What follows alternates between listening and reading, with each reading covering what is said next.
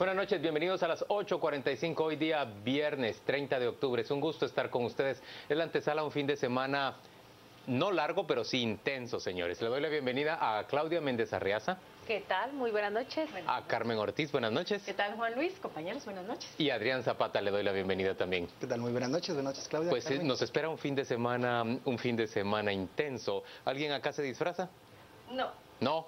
Tampoco. ¿Nadie celebra Halloween? No. Yo lo celebro vestido de paisano, pues, pero sí algo hago.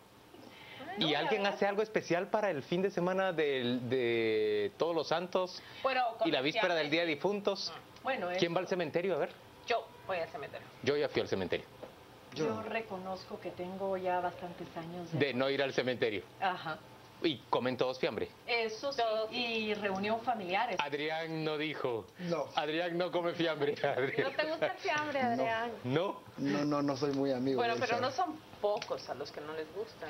Escuchaba esta mañana de parte de Amílcar Montejo, el vocero de la Policía Municipal de Tránsito, que las autoridades se enfrentan a uno de los fines de semana con mayor trajín en términos generales, con mayor riesgo de accidentes por el gran consumo de bebidas alcohólicas que puede esperarse en la noche de hoy viernes. Ahorita todavía es temprano, usted quizá no lo ha visto así de ameno si sale de su casa.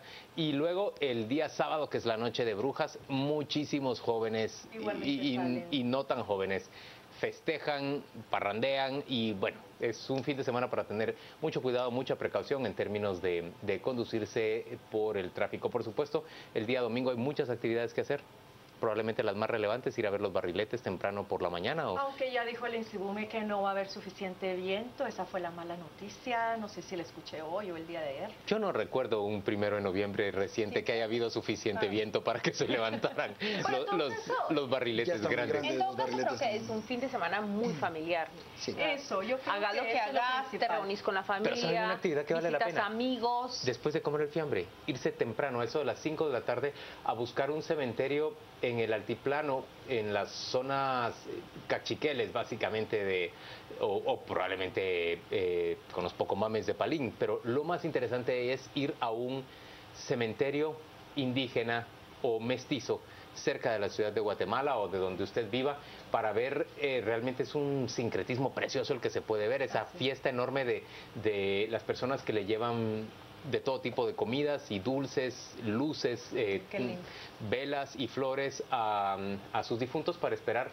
el amanecer o más bien la noche de todos los difuntos. Bueno, y ahora que tocas ese tema, el ministro de Salud justamente me llama la atención que en esta ocasión prohíbe la venta de alimentos adentro del cementerio. Yo no sé si eso había pasado antes, pero ha causado bastante molestia por parte de los vendedores habituales. Eso no impide que las personas puedan llevarle su comidita o su traguito a su difunto este 1 de noviembre. Yo debo decir que a mí este ministro de Salud Pública, que ha sido bastante cuestionado en muchas cosas, me ha causado buena impresión en más de un aspecto en el corto tiempo que tiene de estar en la cartera. Ya tendremos ocasión de discutir sobre los proyectos que está llevando adelante.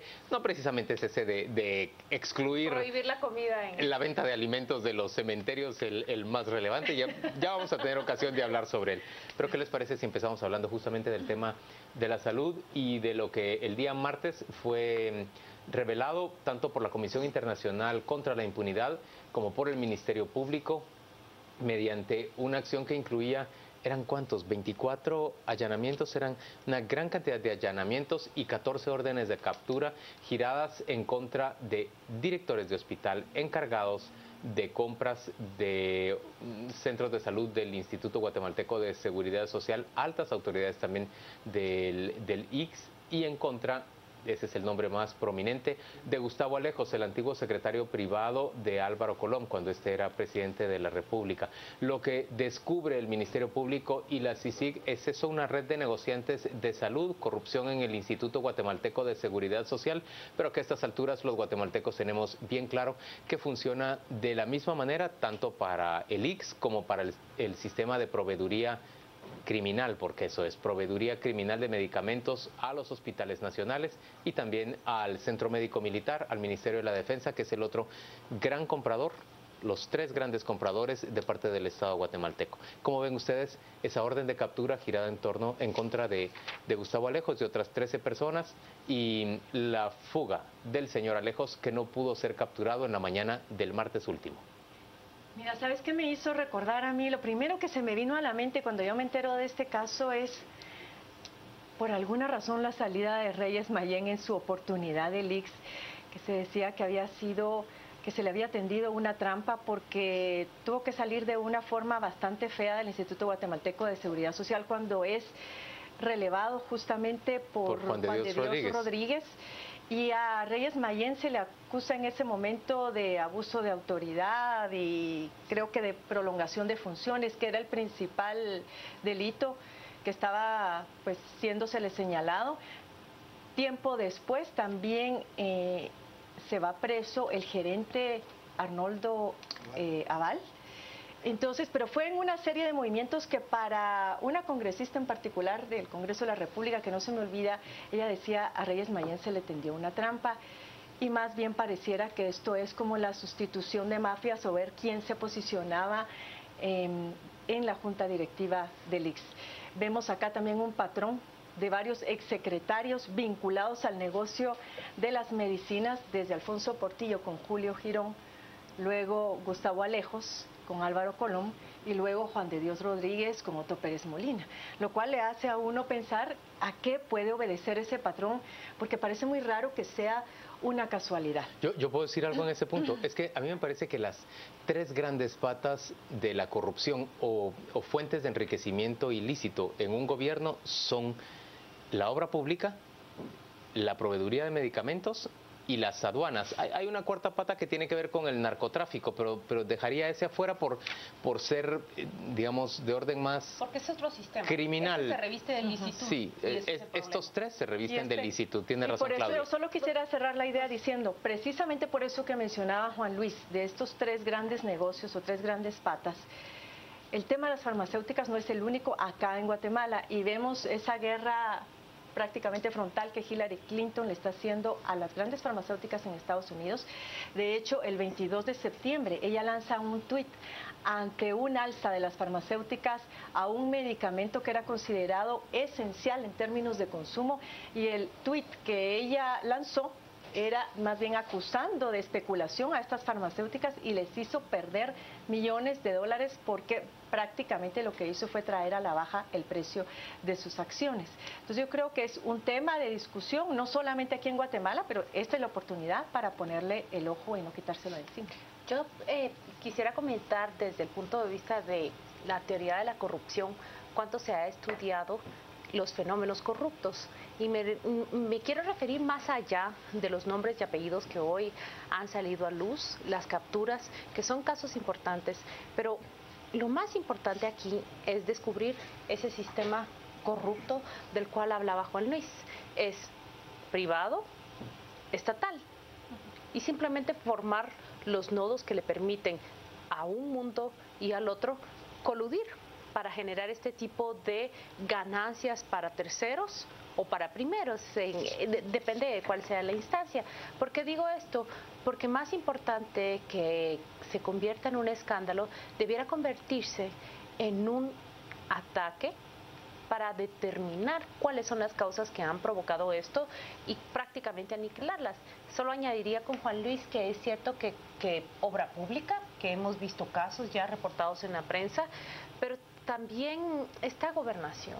Los negocios de gobernación han sido largamente criticados por esto, porque vemos que los funcionarios públicos se convierten únicamente en nodos o en agentes operativos que responden a terceros. La compra de armas, la compra de alimentos en cárceles, que ha sido denunciada, reparación de vehículos, y entonces toca aquí también el nervio del sector privado, y creo que este es el valor que vemos del paso que ha dado CICIG y el Ministerio Público. Está tocando un nervio que no se ha tocado antes, y me gustaría llamarle al accionista de la política. Eso es lo que estamos viendo acá.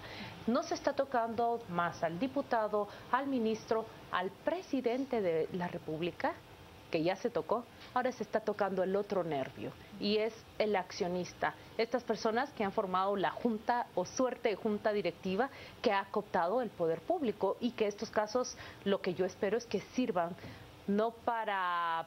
sí para crear casos de justicia de las personas que resulten responsables, se llamen como se llamen, pero más bien para romper estos esquemas y terminar con estos métodos de negociación que han dejado pobre al Estado y sobre todo vemos en un tema como salud, afectan la vida de las personas. Sí, yo quiero retomar un poco de lo que decía Claudia, y es justamente que, bueno, en un país como el nuestro, en una sociedad que se ha caracterizado por ser tan permisiva y entender que las cosas así son porque así han sido siempre y que no van a cambiar, hay pequeños detalles que pasan totalmente desapercibidos en el actuar del funcionariado, a tal extremo que se convierten en la normalidad. Evidentemente en un tema tan sensible como medicamentos esto trasciende, sobre todo potencializado cuando vemos los grandes montos que el negocio de las medicinas implica cuando el cliente o cuando el adquiriente es el Estado de Guatemala. Porque cuando nosotros vemos miren, el esquema de la visita médica se mueve justamente bajo los incentivos que hoy estamos viendo como un delito. Eso en el marco y en la esfera del derecho privado. Ese es el libre mercado que tienen las farmacéuticas para cooptar a sus destinatarios. ¿Qué estás diciendo? ¿Que los laboratorios mandan a esos visitadores médicos a tratar de persuadir al jefe de compras o al doctor? Hay unidades gerenciales que se dedican a eso. De que receten. Sí, edecanes, muy guapas, sí. Eso no es algo nuevo, eso así se ha ido y ha ido involucionando a mi juicio, pero es cómo se maneja ese mercado. De tal suerte que ya se ve como algo común, como algo normal. Y se nos olvida que dentro del derecho público esto sí no puede ser. Entonces, siendo así, la cercanía del médico con ese esquema es lo que genera que se permita que se permee de esa forma el actuar del médico.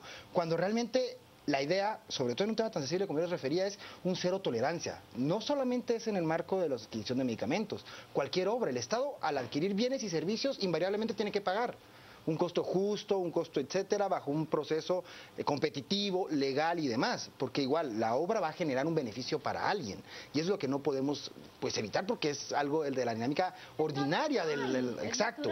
Ahora, cuando vemos que, pero es que nadie está pidiendo nada, para ese funcionario que dice, pero es que yo no pedí, a mí me ofrecieron, a mí como una retribución no necesaria, pues me pagó un viaje. Creo que esas cosas que aparentemente son detalles son las que precedentes como este tienen que sacar a la luz y marcar esa cero tolerancia que yo les refería. Ojo, eso es en lo micro, pero es que cuando vemos las dimensiones de este negocio es algo estratosférico y es algo que sí no puede ser abordado con menor seriedad de la que está, ¿no? Y el rol también de los delegados ante la Junta Directiva de los distintos sectores. Yo creo que aquí cada uno de los sectores tiene que hacer su propia evaluación de sí mismo, de su proceder, porque en el caso de la Universidad de San Carlos tiene que hacer su propia autoevaluación, su propia autodepuración, en el caso del sector empresarial de igual manera, en el caso de los sindicatos igual, porque al final todos, si no, de lo contrario nos convertimos en cómplices de este sistema corrupto. La pregunta es ¿de qué le va a servir a la transparencia y al sistema estos casos? Porque le tiene que servir de algo y de mucho. Sí, que el Ministerio Público lo que están documentando en este momento es un caso que procede del año 2014 hacia el año 2015, de compra de medicamentos o de proveeduría de medicamentos mediante el uso de tráfico de influencias, digamos, toda la incidencia política que se puede tener, persuadiendo a jefes de compras de hospitales, a directores de hospitales y a las propias autoridades del ICS para conseguir que se compre las medicinas más caras o se demande las medicinas más caras y las que más rentabilidad le pueden dejar a las empresas farmacéuticas. Pero si bien esto está documentado solo del año 2014 para la fecha, la verdad, y solo en el ICS, la verdad es que si profundiza en este tema, va a encontrar que esto marca nuestra realidad nacional desde hace muchísimos años. 2014 solo cuando asume Juan de Dios Rodríguez. Pero yo ahí quiero decir una cosa, es muchísimo. Por favor, cuando Gustavo Alejos era secretario privado del presidente Colón, por supuesto que adquirió mucho más poder y mucha más capacidad de determinar a quién se favorecía y a quién no, mediante el contrato. No, él no fue el primero y sin duda hay muchos. Ahí se negoció un contrato abierto. Hay muchos más que tendrían que entrar, pero también yo pienso, no se trata solo en ese caso, en el momento en que él era secretario privado de Colom, él era ejecutivo de una empresa farmacéutica. Esa empresa farmacéutica tiene responsabilidad también. Digamos, si ahora se va a extinguir dominio de propiedades del señor Alejos, fue la riqueza que le provocó él como ejecutivo y luego como funcionario a las empresas que benefició? Esa es la pregunta que también hay que plantear. Sí. Vamos a ir a la pausa comercial y volver dentro de muy poco para seguir discutiendo sobre este tema que es el más candente de la realidad nacional. Hay mucho de qué hablar, por supuesto, y hay mucho para discutir respecto si esta acción del MP y la CICIG abre una gran oportunidad para Guatemala. Ya venimos.